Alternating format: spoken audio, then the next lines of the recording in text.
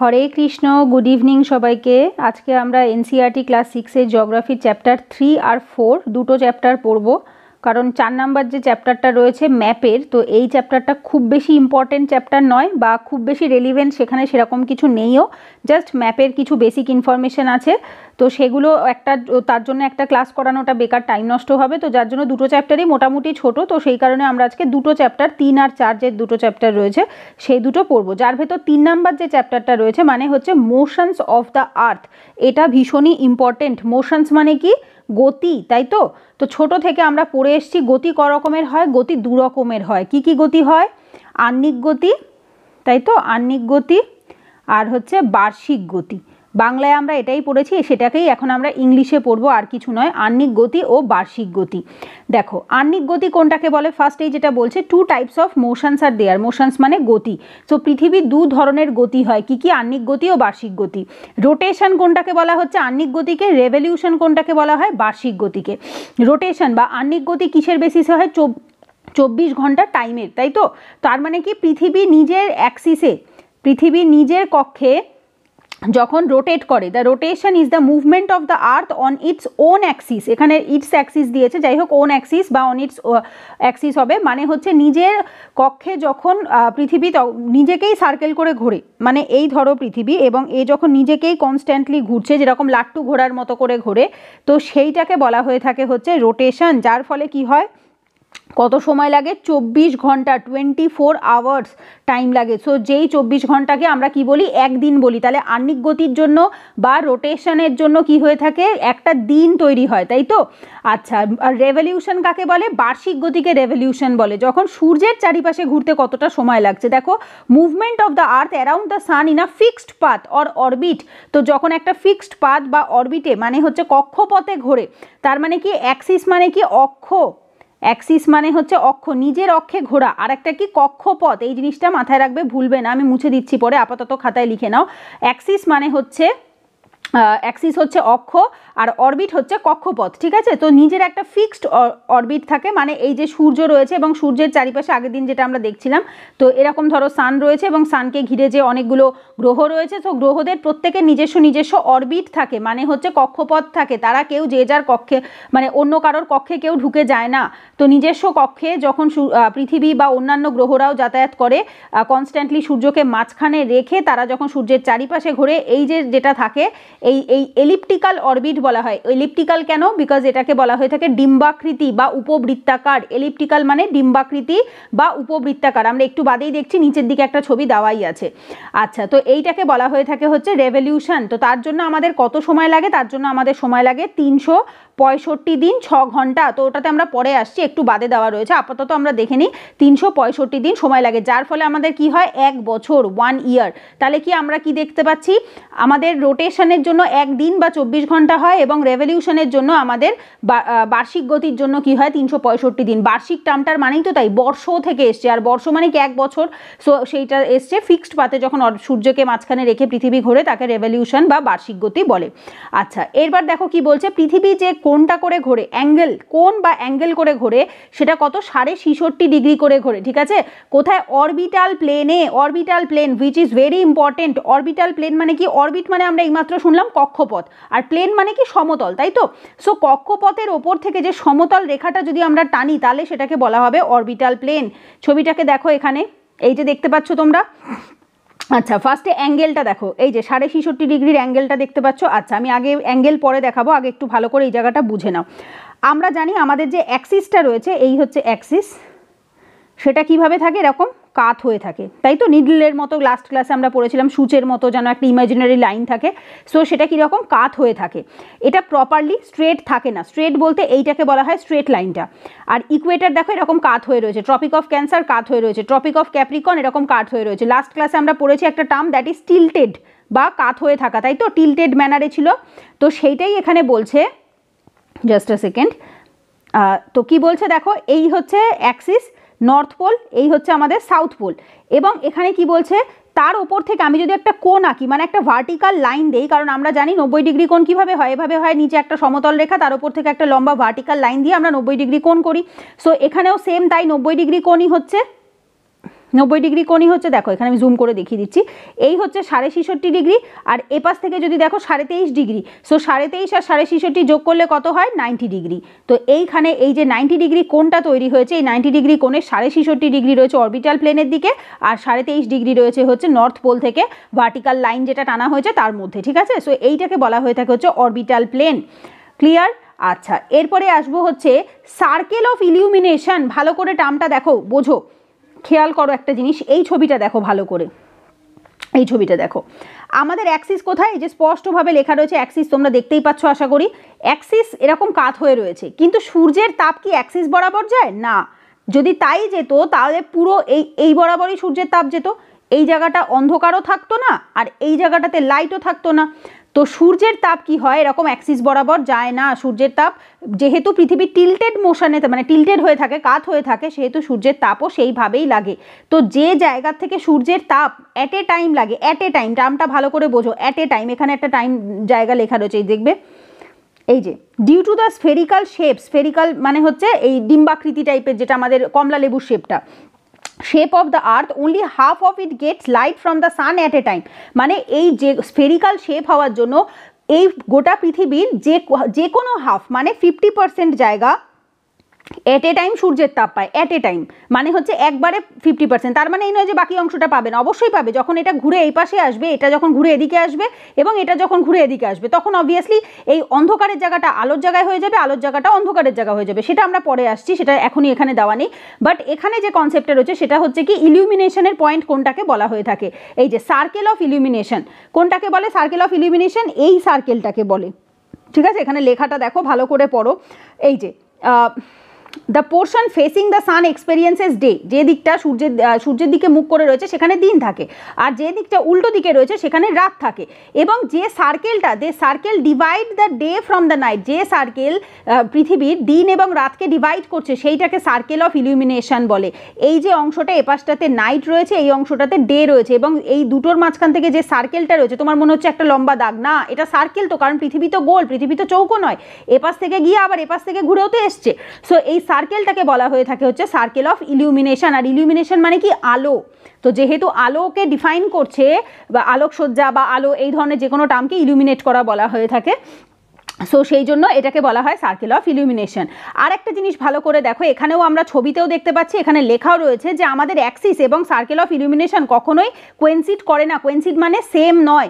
এই দেখো, this circle does not coincide with the axis as you seen in figure এত, মানে এই ছবিটার কথা বলছে, এবং যার জন্য দেখো the earth takes about 24 hours to complete one rotation around its axis, এবং যে পিরিয়ডটাকে বলা হয় আর্থ ডে, পৃথিবীর একদিন, পৃথিবীর আর্থ ডে বা একদিন কোনটাকে বলে, এই 24 ঘন্টাকে বলে, যার ওপর বেস করে আমাদের এক একটা দিন হয়ে থাকা, এবং এই 24 ঘন্টা আমাদের জন্য ভীষণ ইম্পর্টেন্ট, তাই তো, কারণ আমরা গোটা দিনে যা করি এই 24 ঘন্টার মধ্যেই করি। তো সেটাই বলছে যে সার্কেল অফ ইলিউমিনেশন এবং অ্যাক্সিস দুটো কিন্তু ডিফারেন্ট, কারণ এখানে আমরা স্পষ্টভাবে দেখতে পাচ্ছি যে পূর্ব গোলার্ধের নিচের অংশটা, যদি আমি এইভাবে ধরি যে এপাশটা ইস্ট এপাশটা ওয়েস্ট, পূর্ব গোলার্ধের নিচের অংশটা অন্ধকার এবং পশ্চিম গোলার্ধের ওপরের অংশটাতে আলো। সো সুতরাং কি হচ্ছে, এই দুটো যে কোণ হচ্ছে সেখানে কত 23.5 করে থাকছে, এবং এই জায়গাটাতে কত থাকছে 66.5 থাকছে, টোটাল দুটোকে যোগ করে কত হচ্ছে 90 ডিগ্রি কোণ ক্রিয়েট হচ্ছে। ক্লিয়ার? তো এত ডিটেলে আমাদের মানে এত কোণ মুখস্থ করার দরকার নেই, জাস্ট এমনি জেনে রাখো যে পৃথিবী কতটা টিল্টেড হয়ে থাকে, 66.5 ডিগ্রি থাকে, ঠিক আছে, এবং দুটো কোণের মাঝখানে কত ডিফারেন্স থাকে, এক পাশে 66 আর এ পাশে থাকে হচ্ছে 23.5, দুটো যোগ করে 90 হয়। ক্লিয়ার এই জায়গাটা?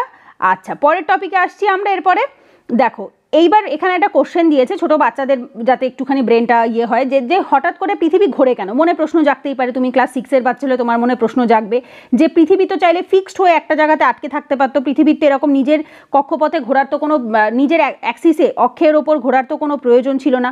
অবশ্যই প্রয়োজন ছিল। কেন? কারণ পৃথিবী যদি ফিক্সড হয়ে থাকতো তাহলে পৃথিবীর যে কোনো একটা দিকই সূর্যের দিকে সমানভাবে সব সময় থাকতো, ঠিক আছে। আর তাহলে কি হতো, সেই জায়গাটাতে অল দ্য টাইম গরম থাকতো। এই ধরো সান, ঠিক আছে, এই সান, এবং এইখানে ধরো পৃথিবী ঘুরছে এবং পৃথিবী ফিক্সড হয়ে গেছে, পৃথিবীর মাঝখানে কোনো অ্যাক্সিস নেই। তো কি হতো, এই জায়গাটাতে অলওয়েজ ডে থাকতো, এই জায়গাটাতে অলওয়েজ নাইট থাকতো, আর এইখানটাতে এত গরম হতো, এত সূর্যের তাপ হতো যে মানুষ বাঁচতেই পারতো না, মানুষ জন্মাতেই পারতো না, পুড়ে ছাই হয়ে যেত। এবং এই জায়গাটাতে এত ঠান্ডা, এত অন্ধকার হতো যে কোনো মানুষ সেখানে জন্মাতে পারতো না। তো সেটাই বলছে যে একটা জায়গা থাকতো প্রচণ্ড গরম, একটা জায়গা থাকতো প্রচণ্ড ঠান্ডা। তো এরকম এক্সট্রিম কন্ডিশনে কখনোই প্রাণের সঞ্চার হওয়া সম্ভব নয়, বা কোনো মানুষ প্রাণ আসলেও সেটা মানুষ বেঁচে থাকতে পারে না। তো যার জন্য কখনোই পৃথিবী ফিক্সড নয়, পৃথিবী রোটেট করে, নিজের অ্যাক্সিসে কনস্ট্যান্টলি রোটেট করে, ঠিক আছে। আচ্ছা, এরপরে সেকেন্ড টপিকে আসবো, দ্যাট ইজ হচ্ছে রেভলিউশন বা বার্ষিক গতি। রেভলিউশন কত সময় লাগে? 365 দিন 6 ঘন্টা। এই যে 1/4, কেন একদিনে 24 ঘন্টা, 24কে আমরা 4 দিয়ে ভাগ করলে কত থাকে? 6 ঘন্টা। তো সেটাই বলছে 365 দিনের, এবং তার সাথে এক্সট্রা থাকে হচ্ছে 6 ঘন্টা টাইম থাকে। কিন্তু আমরা মোটামুটি রাফ আইডিয়াতে 365 দিনই ধরি। আর এই 6 ঘন্টাটাকে আমরা কি করি? লিপ ইয়ারে অ্যাড করি, তাই তো? একটু বাদেই আসছি আমরা, এরপরেই দেওয়া রয়েছে।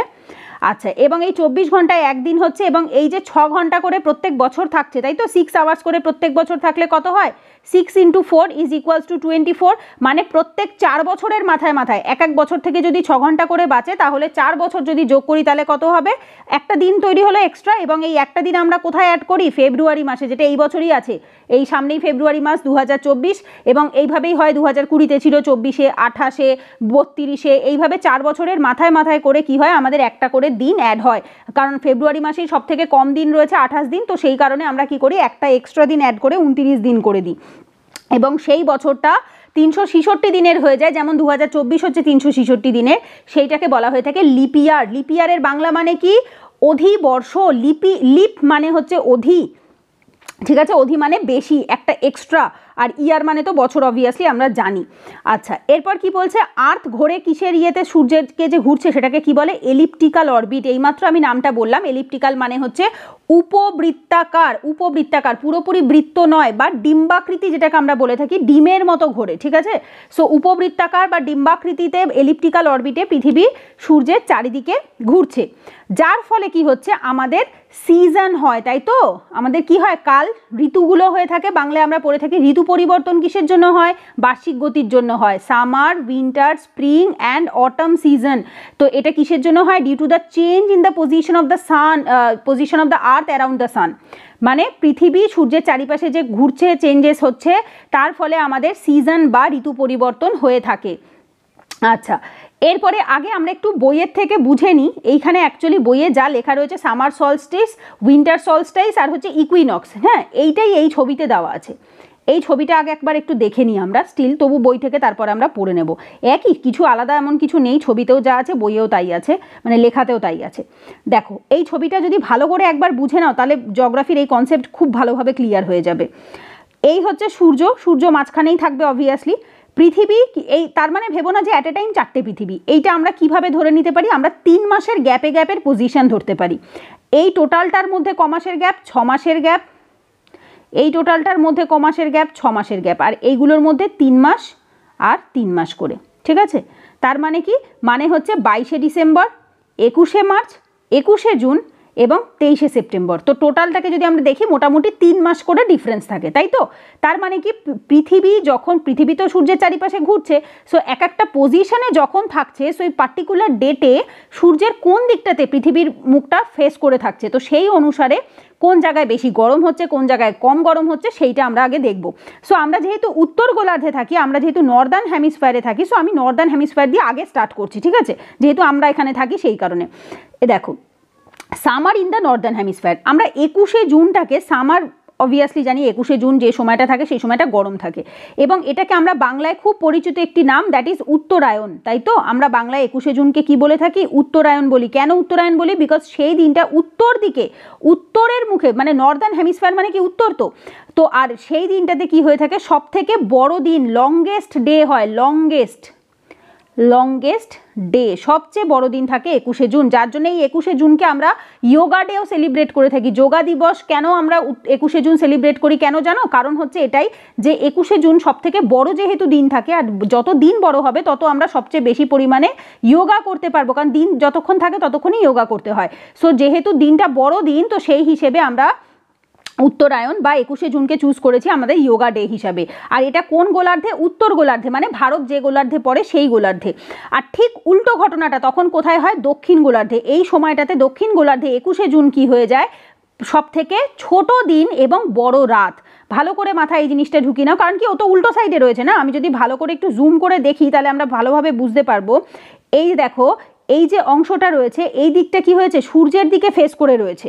সো স্বাভাবিকভাবে উত্তরের যে পজিশনটা, উত্তরের যে বেশি পজিশনটা এপাশে রয়েছে, আর দক্ষিণের বেশিরভাগ অংশটা দেখো অন্ধকারের দিকে চলে গেছে। দক্ষিণের বেশিরভাগ অংশটা অন্ধকারে, দক্ষিণে যে আলো পড়েনি তা নয়, কিন্তু ওপরের অংশটাতে বেশি পড়েছে। ঠিক আছে, ওপরের ব্লুইশ অংশটা দেখো, যদি মাঝ বরাবর আমি একটা লাইন কাটি তাহলে একটা জিনিস খেয়াল করো, হালকা লাইট যে স্কাই ব্লুটা রয়েছে ওটা বেশি পরিমাণে দেখা যাচ্ছে উত্তরের দিকে, এবং দক্ষিণের দিকে কিন্তু কম রয়েছে। সো যার জন্য তখন কি হচ্ছে, এই অংশটাতে আমাদের উত্তর দিকটাতে কি হচ্ছে, উইন্টার হচ্ছে, তোমার সামার সলস্টিস হচ্ছে, এই যে যেটাকে আমরা বলে থাকি উত্তরায়ণ। কবে? 21শে জুন। সামার সলস্টিসের বাংলা মানে কি? উত্তরায়ণ। আর এটা কোথায় হয়? উত্তর গোলার্ধে হয়ে থাকে। আর ঠিক তখন উল্টোটা রিভার্স হয়। রিভার্স মানে উল্টো ঘটনা ঘটে কোথায়? দক্ষিণ গোলার্ধে, যেখানে সেই সময় উইন্টার চলে। ক্লিয়ার?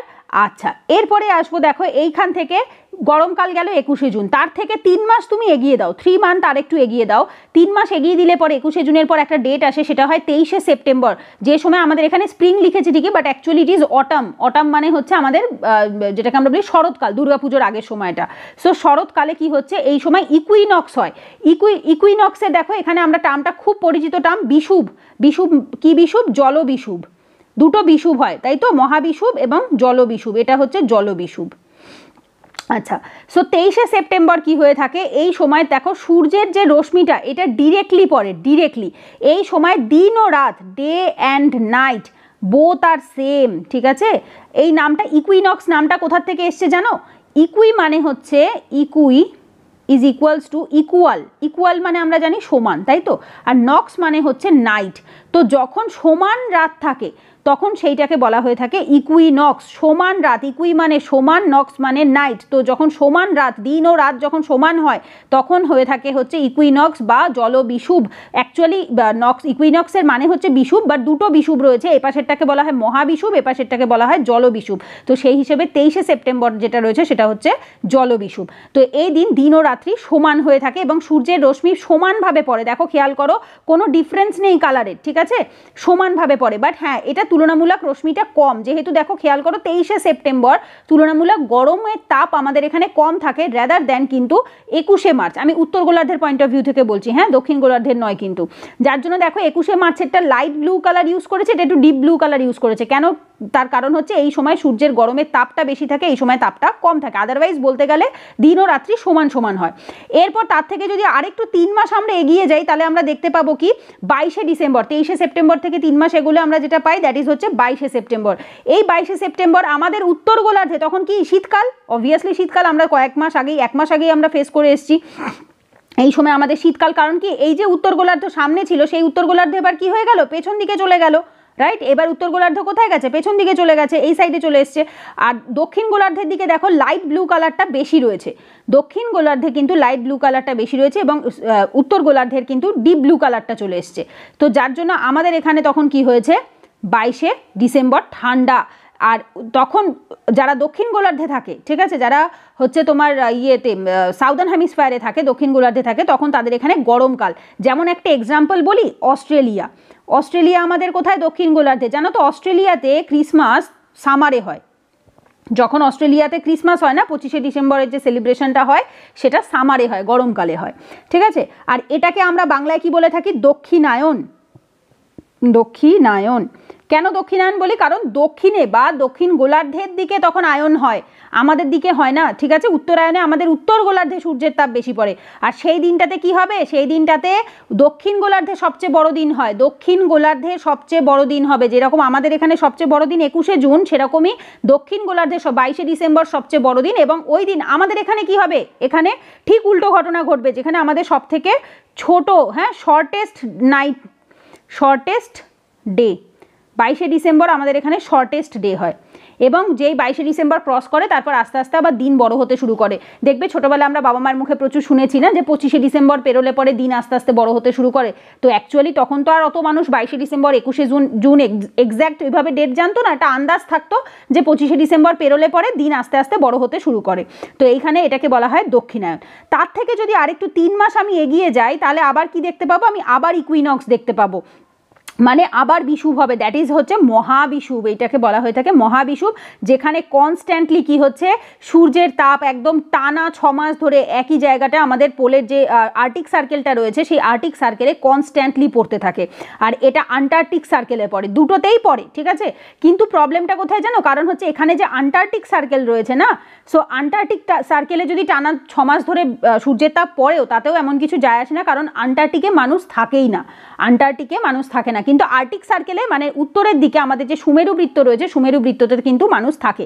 সো এখানে 6 মাস দিন হয়, টানা 6 মাস ধরে কিন্তু সূর্যের তাপ পড়তে থাকে। এবং যেহেতু দেখো এটা ডিরেক্টলি কোথায় পড়ছে, ইকুয়েটরের ওপরে পড়ছে, রাইট, এটা ডিরেক্টলি সূর্যের তাপ, এটা তো কোনো এদিক ওদিক কিচ্ছু হচ্ছে না, ডিরেক্টলি সূর্যের তাপ ইকুয়েটরে পড়ছে এবং ডিস্টেন্স দেখো কম। যদি আমরা এই ছবিটাকে একটু ভালো করে মুছে দেখাচ্ছি আমি, দেখো যেহেতু এটা এলিপ্টিক্যাল অরবিট তো এখান থেকে ডিস্টেন্সটা অনেকটা বেশি, কিন্তু এখান থেকে ডিস্টেন্স কিন্তু অনেকটা কম, তো যার ফলে এই দুটো জায়গাতে কিন্তু তখন সূর্যের তাপ পড়ে। এবার যাই হোক, এখানে আর্কটিক যে সার্কেল রয়েছে এইটাকে বলা হয়ে থাকে মহাবিষুব। 21শে মার্চ হয়, এটা কবে হয়, এটা স্প্রিংয়ের সময়, বসন্তকালে হয়, এটাকে বলা হয় স্প্রিং ইকুইনক্স বা হচ্ছে তোমার মহাবিষুব, যেটা হয় 21শে মার্চ। আবার সেমভাবে ঘুরে আসলে 3 মাস যদি পরে আসি তাহলে আবার গিয়ে আমরা পৌঁছই কবে, 21শে জুন। সো এইভাবে পৃথিবী কি করে সূর্যের চারিপাশে কনস্ট্যান্টলি ঘুরতে থাকে এবং যার ফলে 1 বছর কমপ্লিট হয় এবং যেটাকে আমরা কি বলি, বার্ষিক গতি বলি। এই ছবিটা কিসের ছবি, এটা হচ্ছে বার্ষিক গতির ছবি, ক্লিয়ার। আচ্ছা, এরপরে আমি এখানে সবই আমি বুঝিয়ে দিয়েছি, সেরকম কিছু বাদ নেই, তবু একটু মিলিয়ে নিই বইয়ে কী কী লেখা আছে যদি বাই চান্স কিছু বাদ গিয়ে থাকে। দেখো 21শে জুন অলরেডি বলে দিলাম, নর্দার্ন হেমিস্ফিয়ার থেকে কী হয়ে থাকে, টিল্টেড টুয়ার্ডস দি সান, সূর্যের দিকে মুখ করে থাকে, যার ফলে ট্রপিক অফ ক্যান্সার, কর্কট ক্রান্তি রেখার ওপর সূর্য ডিরেক্টলি তার তাপটা দিয়ে থাকে, যার জন্য সেই সময় প্রচুর পরিমাণে গরম হিট আমরা পেয়ে থাকি। নর্থ পোলে দেখো সূর্য বেশি ইনক্লাইন্ড থাকে সূর্যের দিকে, মানে নর্থ পোলটা কী হয়ে থাকে, সূর্যের দিকে বেশি মুখ করে থাকে, ইনক্লাইন্ড মানে ঝুঁকে থাকা, ঠিক আছে। আর places beyond the Arctic circle experience continuous day light for the 6 months, যেটা আমি এইমাত্র বলছিলাম। নর্থ পোলে কী হয়ে থাকে, টানা 6 মাস ধরে সেই সময়টাতে মানে সূর্য ওই সামার উইন্টার সরি এটা নর্দার্ন হেমিস্ফিয়ারে যে 21শে জুন থাকে সেই সময় থেকে পরের যে টাইম পিরিয়ডটা টোটালটা অবধি কিন্তু টাইমটা কি থাকে, 6 মাস ধরে ওখানটাতে সূর্যের তাপ থাকে, ঠিক আছে। আচ্ছা, এটা কোথায় হয়ে থাকে, নর্থ পোলে, উত্তর গোলার্ধে। আমি এইমাত্রই বললাম যে উত্তর পোলে বা নর্থ পোলে যখন হয় তবুও ঠিক আছে, কারণ সেখানে মানুষ থাকে, কিন্তু দক্ষিণ পোলে কিন্তু আন্টার্কটিকায় কিন্তু মানুষ থাকে না। আচ্ছা, এরপরে আসবো হচ্ছে এই যে 21শে জুন যেটাকে আমি এইমাত্র বললাম, তখন দক্ষিণ গোলার্ধে ঠিক উল্টো ঘটনাটা ঘটে। এই দেখো রিভার্স মানে উল্টো ঘটনা ঘটে এবং সেই সময় সেখানে খুব ঠান্ডা থাকে এবং এই যে nights are longer than the days, এবং এই পজিশনটাকে আমরা কি বলে থাকি, সামার সলস্টাইস বলে থাকি, ঠিক আছে। আবার ঠিক উল্টো ঘটনা 22শে ডিসেম্বরে ঘটে, তখন সূর্য কোথায় থাকে, ট্রপিক অফ ক্যাপ্রিকনের ওপরে, মানে হচ্ছে তোমার আমাদের মকর ক্রান্তি রেখার ওপরে থাকে এবং যেটা কিনা দক্ষিণের দিকে, দক্ষিণ পোলের দিকে টিল্টেড থাকে, মানে কাত হয়ে থাকে কোথায়, দক্ষিণের দিকে। এবং যেটা ট্রপিক অফ ক্যাপ্রিকন, যেটা আমি এইমাত্র বললাম 23.5 ডিগ্রি দক্ষিণে রয়েছে এবং সেই সময় দক্ষিণ গোলার্ধে গরম থাকে, সামার থাকে, বড় বড় লম্বা দিন হয়, ছোট রাত হয়, যেরকম একটা সামারে যা মানে বৈশিষ্ট্য থাকে আমরা জানি। সামারে গরমকালে কি হয়, আমরা ছোটোবেলায় মাঠে খেলতে যেতাম, জানি তো যে গরমকালে সন্ধে হতে হতে 7টা বাজে আর শীতকালে বিকেল 4টেতেই অন্ধকার। তো এই রিভার্স ঘটনাটা তখন উত্তর গোলার্ধে হয়, যেটার সময় আমরা বলে থাকি উইন্টার, কারণ আমাদের এখানে শীতকাল হচ্ছে ডিসেম্বর মাস, আমাদের কাছে শীত কবে থেকে, নভেম্বর থেকে ফেব্রুয়ারি হচ্ছে আমাদের কাছে শীত। আর সেটা দক্ষিণ গোলার্ধে পুরো উল্টো হয়ে যায়, দক্ষিণ গোলার্ধে এই সময় একদম খড়খড়া গরম থাকে। আচ্ছা, এবং ওই যেটা আমি এইমাত্র এক্সাম্পলে বললাম, অস্ট্রেলিয়াতে কিন্তু ক্রিসমাস সেলিব্রেট হয় গরমকালে। 21শে মার্চ এবং 23শে সেপ্টেম্বর এই দুটো সময় কি হয়, সূর্য ডিরেক্টলি তার ইকুয়েটারের ওপর, ঠিক আছে, নিরক্ষরেখার ওপরে, না ট্রপিক অফ ক্যাপ্রিকন না মকর ক্রান্তি, মানে হচ্ছে না কর্কট ক্রান্তি না মকর ক্রান্তি, ডিরেক্টলি কার ওপর দেবে, ইকুয়েটার মানে নিরক্ষরেখার ওপরে দেবে। তো neither the pole is tilted towards the sun, এবং মানে কোনো পোল, না উত্তর না দক্ষিণ, কোনো পোলই কিন্তু সূর্যের দিকে ফেস করে থাকে না, তাহলে কে থাকে, ইকুয়েটার বা নিরক্ষরেখা থাকে। এবং যার ফলে গোটা আর্থ, দেখো whole earth experience equal day and equal night, সমান রাত সমান দিন, মানে 12 ঘন্টা রাত 12 ঘন্টা দিন, এইভাবে করে তারা ফেস করে, ঠিক আছে। সো সেইটাকে বলা হয়ে থাকে বিষুব বা ইকুইনক্স। আচ্ছা, 23শে সেপ্টেম্বর অটাম সিজনে সেম জিনিসটা হয়ে থাকে, নর্দার্ন হেমিস্ফিয়ারে স্প্রিং সিজনে হয়ে থাকে, দক্ষিণ গোলার্ধে হয়ে থাকে, একই ব্যাপার অ্যাকচুয়ালি, শুধুমাত্র ওইটা গোলার্ধটা এক্সচেঞ্জ হয়ে যায়, আর কিছু না, ঠিক আছে। সো এইখানে আমাদের এই চ্যাপ্টারের কনসেপ্ট ক্লিয়ার হয়ে গেছে, কমপ্লিট হয়ে গেছে। এখানে এই যে দেওয়াই রয়েছে spring in the northern hemisphere এবং autumn in the southern hemisphere, উল্টো হয়ে যাবে, মানে যখন উত্তর গোলার্ধে বসন্তকাল তখন দক্ষিণ গোলার্ধে শরৎকাল, আবার যখন দক্ষিণ গোলার্ধে শরৎকাল তখন আমাদের উত্তর গোলার্ধে বসন্তকাল, এটাই হবে স্বাভাবিক। আমাদের যখন গরমকাল ওদের শীতকাল, আমাদের শীত হলে ওদের গরমকাল। আচ্ছা, একটু কয়েকটা কোশ্চেন আমরা দেখে নিই। যেমন হচ্ছে পৃথিবীর এই যে মুভমেন্ট করে সূর্যের চারিপাশে, সেটাকে আমরা কি বলি? রেভলিউশন বলি, বার্ষিক গতি।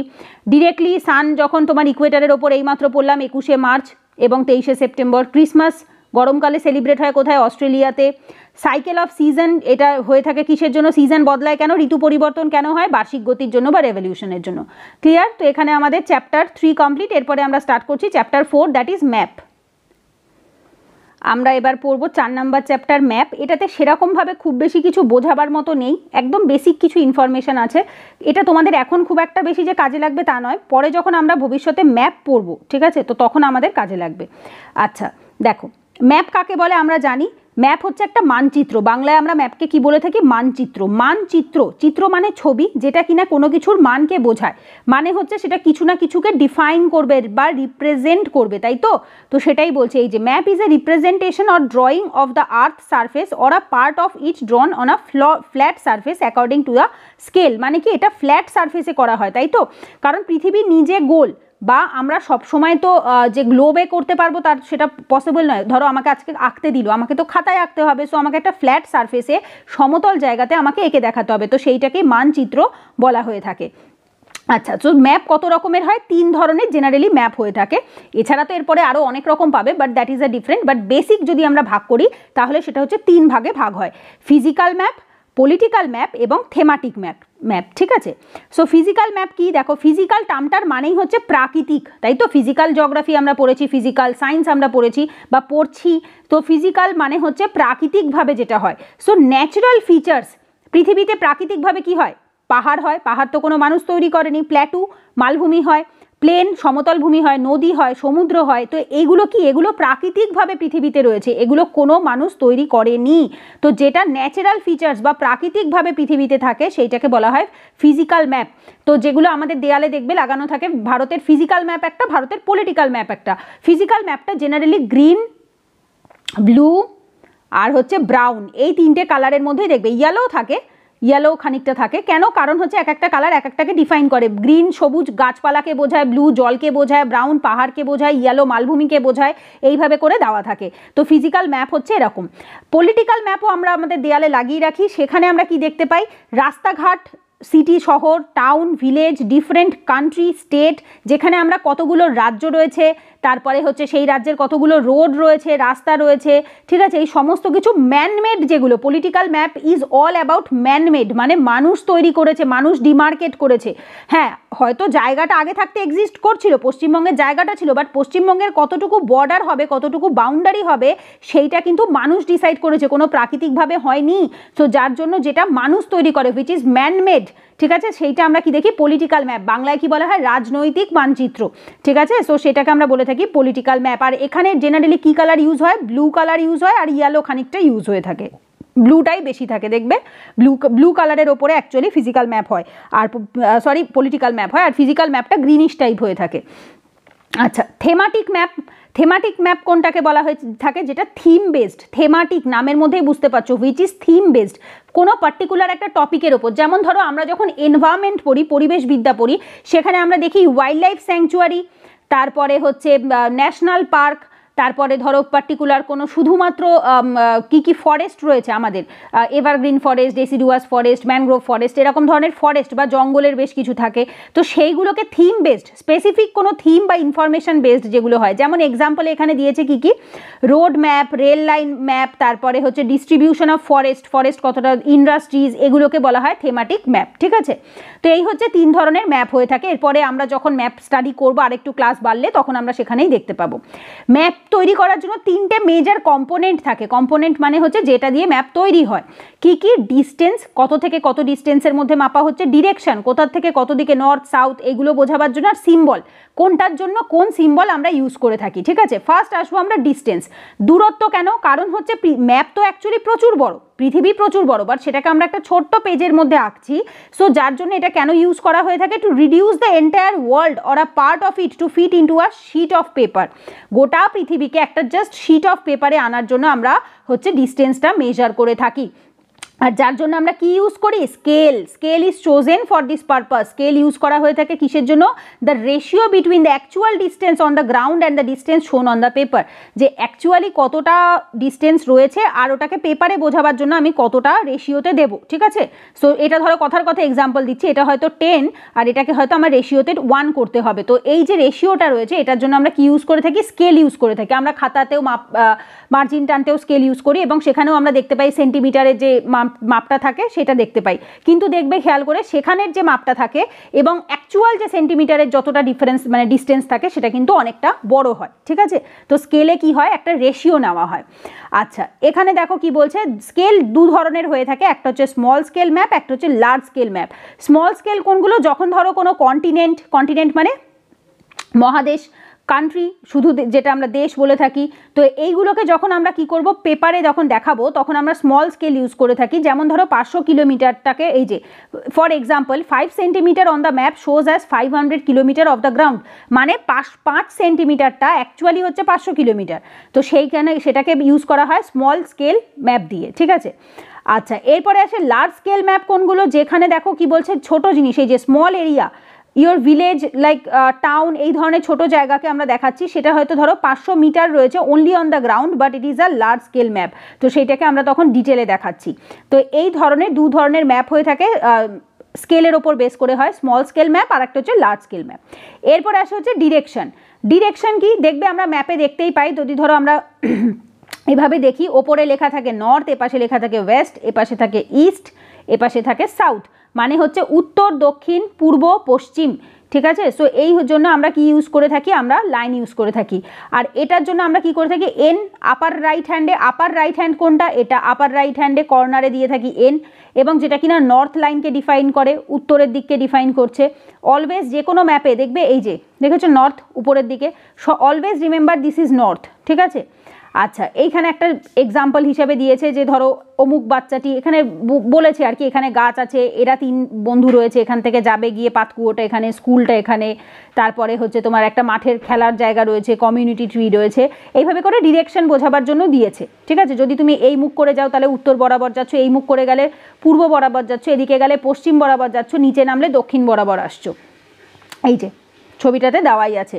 যার জন্য আমরা কম্পাস ইউজ করে থাকি ডিস্টেন্সের জন্য, ডাইরেকশনের জন্য আমরা কম্পাস ইউজ করে থাকি, উত্তর, দক্ষিণ, পশ্চিম, পূর্ব। আর এই পূর্ব আর উত্তরের মাঝখানে কে থাকে, উত্তর পূর্ব। ভারতের পজিশন কোথায়, উত্তর পূর্বতে। ইন্ডিয়া পৃথিবীর কোথায় অবস্থিত, উত্তর পূর্ব জায়গাতে ইন্ডিয়া অবস্থিত। আচ্ছা, তারপর দক্ষিণ পূর্ব, সাউথ ইস্ট, তারপরে হচ্ছে সাউথ ওয়েস্ট, দক্ষিণ পশ্চিম, আর হচ্ছে নর্থ ওয়েস্ট, ঠিক আছে, উত্তর পশ্চিম। এইভাবে করে আমরা কম্পাসের মাধ্যমে এটাকে ভাগ করে থাকি। এই যে দেওয়াই রয়েছে এখানে, এগুলোকে কার্ডিনাল পয়েন্ট বলা হয়ে থাকে। নর্থ, সাউথ, ইস্ট, ওয়েস্টকে কার্ডিনাল পয়েন্ট বলা হয়ে থাকে, এবং তাদের মাঝখানে আরও 4টে থাকে, নর্থ ইস্ট, সাউথ ওয়েস্ট এবং নর্থ ওয়েস্ট। আচ্ছা, এরপরে আসবো আমরা সিম্বল। প্রত্যেকটা ম্যাপে দেখবে সিম্বল দেওয়া থাকে এক একটা জিনিসের জন্য এক এক রকম। যেমন বাড়ির জন্য এরকম বক্স ইউজ হয়, রাস্তার জন্য এরকম টাইপের কিছু ইউজ হয়ে থাকে, ব্রিজের জন্য আর এক ধরনের ইউজ হয়ে থাকে, গাছগুলোর জন্য এক রকমের ইউজ হয়ে থাকে, রেলওয়ে লাইন হচ্ছে জেনারেলি এরকম টাইপের ট্র্যাক টাইপের রেলওয়ে লাইন দেখায়, তারপর ওয়েল থাকে, এরকম অনেক কিছু রয়েছে যেগুলোর জন্য আমরা কি করে থাকি, পার্টিকুলার সিম্বল ইউজ করি এবং পার্টিকুলার কালার ইউজ করি। এই যে দেওয়াই রয়েছে দেখো, শেডস, কালার, পিকচার্স, লাইন, তো এইগুলো কি করে ডিফাইন করে থাকে। এবং এই সিম্বলগুলোকে ইউনিভার্সাল ল্যাঙ্গুয়েজ বলা হয়। কেন, কারণ তুমি বুঝবে, আমি বুঝবো, সবাই বুঝবে, এরকম নয় যে পার্টিকুলার এক একটা দেশে এক এক রকম সিম্বল থাকে, এক একটা রাজ্যে এক এক রকম সিম্বল থাকে। নো, সব জায়গায় সেম ইউনিভার্সাল ল্যাঙ্গুয়েজ বা সেম সিম্বলই ইউজ করা হয়ে থাকে।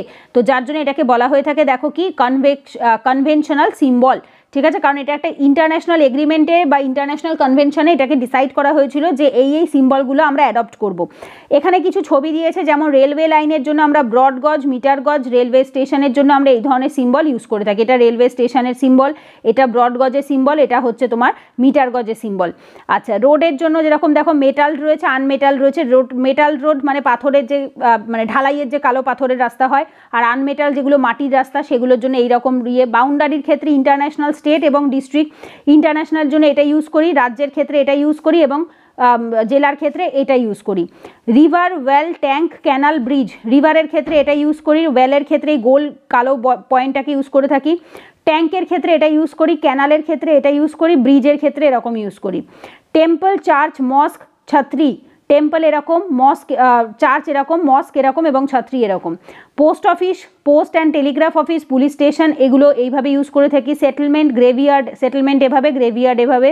ট্রি এবং গ্রাস, গাছ এভাবে এবং ঘাসপালা এভাবে। তো এইভাবে করে আমরা কিছু কনভেনশনাল সিম্বল আমরা ইউজ করে থাকি, ঠিক আছে।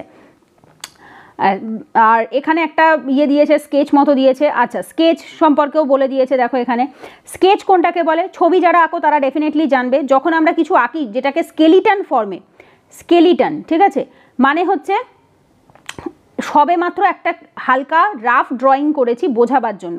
তো যখন আমি কাউকে বোঝাবো যে আমার বাড়ি অমুক জায়গায়, তো ধরো আমি সেটা বোঝাবার জন্য ওকে বুঝিয়ে দিলাম এভাবে যাবি, এভাবে যাবি, এদিকে আসবি, এপাশে আসবি, এদিকে আসবি। সো এইটা কি প্রপার ম্যাপ হয়তো নয়, বাট ওকে লোকেশন বোঝাবার জন্য আমি এভাবে বুঝিয়ে দিয়েছি। সো তখন সেটাকে বলা হয়ে থাকে স্কেচ ম্যাপ বা স্কেচ ম্যাপ ড্রয়িং, যেটা একটা পার্টিকুলার পুরো ক্লিয়ারলি থাকে না, বাট মোটামুটি কাউকে বোঝাবার জন্য আমরা এইভাবে লোকেট করার জন্য পার্টিকুলার লোকেশনকে, সেই জন্য আমরা স্কেচ ইউজ করে থাকি, ঠিক আছে। প্ল্যান, প্ল্যান ক্ষেত্রে কি হয়, প্ল্যান যে কোনো ছোট জায়গাকে যখন বড় করে আঁকা হয়, আর স্কেচে কি হয়, বড় জায়গাকে ছোট করে আঁকা হয়, ঠিক আছে। যেমন ধরো বাড়ির প্ল্যান হয়, প্রত্যেকের আশা করি জানো বাড়ির প্ল্যান আছে, ঠিক আছে। যে কোনো ছাদ ঢালাই দেওয়া বাড়ির প্ল্যান থাকে, এবং কোথায় কোন ঘর হবে, কত কিলোমিটার, কত বাই কতর ঘরগুলো হবে, কত সেন্টিমিটার হবে, কত ফুট হবে লম্বায়, তো এই সমস্ত কিছু সেখানে লেখা থাকে। Drawing of a small area on a large scale, ঠিক আছে, এটা ছোট জায়গা বড় করে যখন করা থাকে এবং সেখানে লট অফ ইনফরমেশনস দেওয়া থাকে। স্কেচের মতো অত হালকাভাবে হয় না, প্ল্যান একটু ডিটেলে হয়, ঠিক আছে। ডিটেলকেই প্ল্যান বলা হয়ে থাকে। এবং এখানে কি বলছে, drawing drawn on a scale is called a plan, মানে কি আমরা স্কেলের হেল্প নিয়ে যখন আমরা ড্রয়িং এঁকে থাকি, স্পেশালি কোনো পার্টিকুলার জায়গা, specially for a room or house, এখানে দেওয়াও রয়েছে দেখবে, breadth of a room which can't be shown in a map, যেগুলো ধরো ঘরের চওড়া দৈর্ঘ্য প্রস্থ কতটা সেটা বোঝাবার জন্য আমরা প্ল্যান ইউজ করে থাকি, ঠিক আছে। সো এইখানে হচ্ছে আমাদের এই ম্যাপ চ্যাপ্টারটা কমপ্লিট। এটা খুব বেশি বড় চ্যাপ্টার না, খুবই ছোট চ্যাপ্টার, কারণ এখান থেকে খুব একটা পরীক্ষায় কোশ্চেন আসার মতো, স্কুলে যারা পড়ে তাদের ডেফিনেটলি আসবে, বাট কোনো কম্পিটিটিভ এক্সামে আসার মতো সেরকম নয়। বাট হ্যাঁ, কনসেপ্ট ক্লিয়ারিংয়ের জন্য অবশ্যই ইম্পর্টেন্ট, কারণ ভবিষ্যতে যখন ম্যাপ স্টাডি করবে তুমি যদি বুঝতেই না পারো যে কোনটাকে কি বলে, তাহলে সত্যিই খুব অসুবিধার ব্যাপার। কিছু এমসিকিউ চাইলে দেখে নিতে পারো। ফরেস্ট কোন ম্যাপে দেখানো হয়, ডিস্ট্রিবিউশন অফ ফরেস্ট থেমাটিক ম্যাপে। ব্লু কালার কিসের জন্য, ওয়াটার বডিজের জন্য, এইমাত্র আমরা দেখলাম। কম্পাস কিসে ইউজ করা হয়, ডিরেকশনের জন্য কম্পাস ইউজ করা হয়ে থাকে, নর্থ সাউথ বোঝাবার জন্য। আর স্কেল কিসের জন্য করা হয়ে থাকে, ম্যাপের জন্য ইউজ করা হয়, এখানে দেওয়াই রয়েছে, ঠিক আছে। তো এই জিনিসগুলো একটুখানি এমসিকিউ সলভ করে নিতে পারো। ব্যাস, এখানে আমাদের আজকে দুটো চ্যাপ্টার 3 আর 4 কমপ্লিট। এরপরে 5 নম্বর চ্যাপ্টারে দেখা হচ্ছে। ভিডিওগুলো ভালো লাগলে, উপকার হলে অবশ্যই একটি লাইক করো, কমেন্টে জানিও, আর চ্যানেলটা অবশ্যই সাবস্ক্রাইব করে ভিডিওগুলো বন্ধুদের সাথে শেয়ার করে দিও, যারা পড়াশোনা করছে তাদেরও উপকার হবে। তো চলো পরের ভিডিওতে দেখা হচ্ছে, ততক্ষণ সবাই সুস্থ থেকো, ভালো থেকো। হরে কৃষ্ণ, রাধে রাধে।